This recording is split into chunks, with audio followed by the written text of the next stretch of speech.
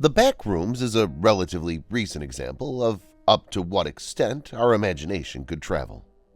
The Backrooms posit the existence of a place that people can slip or no-clip into and become lost or trapped, an unreality behind or parallel to this reality.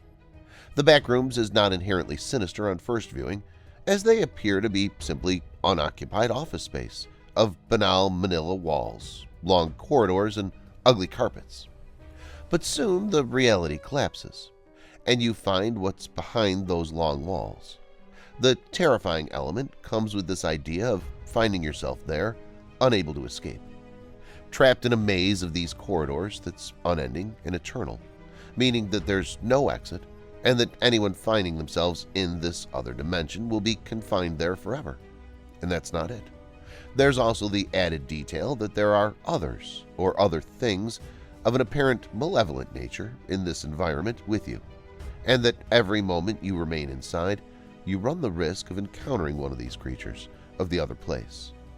The Backrooms mythos evolved from an ekphrastic exercise, that it was a response to a piece of art inspired by a single image. On May 12th of 2019, the original Backrooms image of a corridor with an oppressively bright strip light, manila walls, and no furniture was posted. The image seemed a little unsettling, or which just felt a bit off. The image had initially been posted on a discussion platform about cursed images anonymously, almost a year earlier, with no accompanying text. This is the first known posting of the image itself.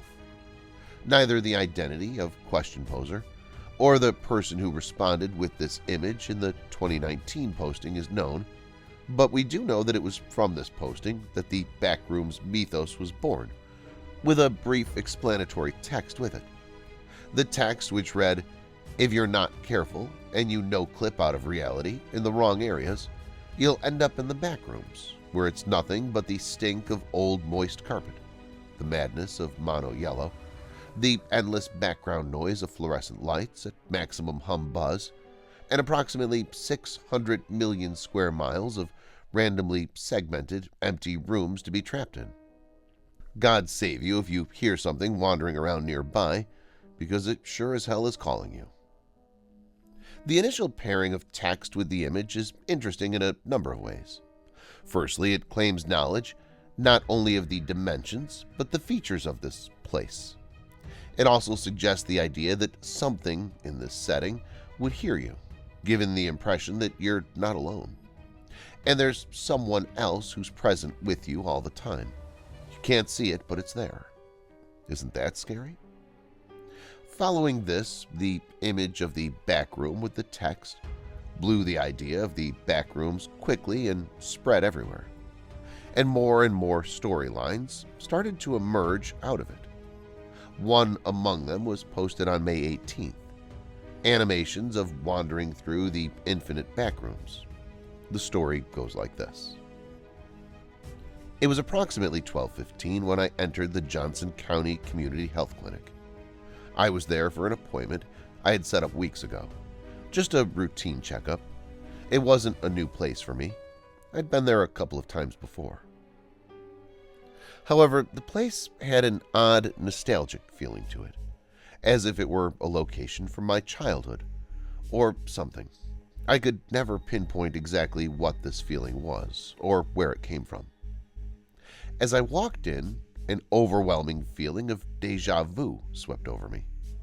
The hum of the flickering fluorescent lights, the white tile flooring, the muted beige paint that colored the walls.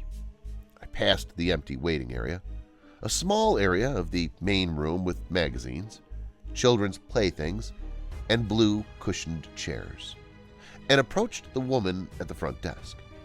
She was sitting in her bluish-gray office chair, staring into her computer screen.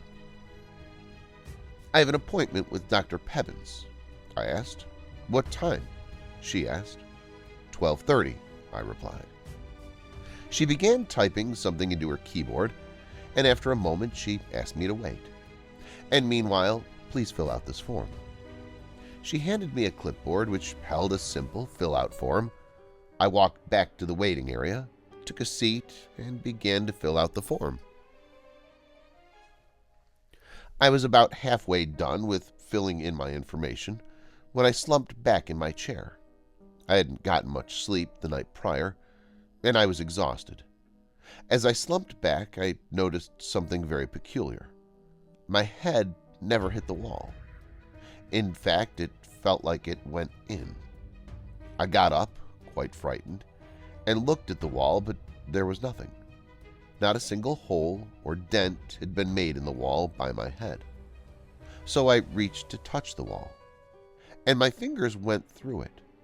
I recoiled in shock. What the heck was that? I thought.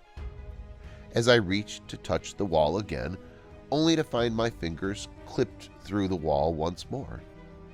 Then, suddenly, I lost my balance, tripped, and fell directly through the wall. I fell face first into some dirty tan carpeting. Upon getting back up, I realized that I was in a completely different room. Well, it wasn't really a room, but more like a set of rooms, all of which connected by openings. The walls were covered in gross, tan-patterned wallpaper. There was also an overwhelming stench of moist carpet. I turned back around and tried to put my hand back through the wall, and it wouldn't go through. Okay, what was that? I muttered. I looked back into the room. There were no windows, no doors, nothing on the walls, other than that disgusting wallpaper, of course. It was completely empty, aside from a singular plastic blue school chair. At this point, the only thing going through my mind was fear, and the repeating thought of "I need to leave" on loop in my head. I started running through the rooms, desperately trying to find an exit, but to no avail. There was no exit. Was this my permanent location until I died? No, there had to be a way out. I wasn't just going to be left here, right?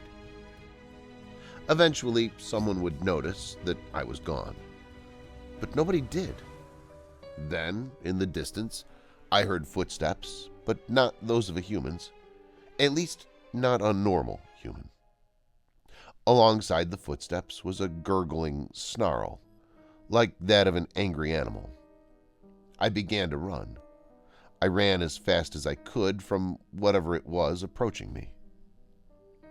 I didn't want anything to do with it.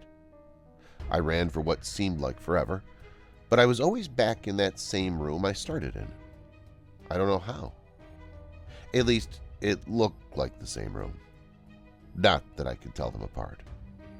So I sat down, defeated. A feeling of dread filled my body. As I started to cry, I was going to die here. And I'm still here. I haven't left. I've accepted my fate. In fact, I can actually hear footsteps now all the time. And I still wonder who that is. And that was today's story, guys. Comment and let me know how'd you like it.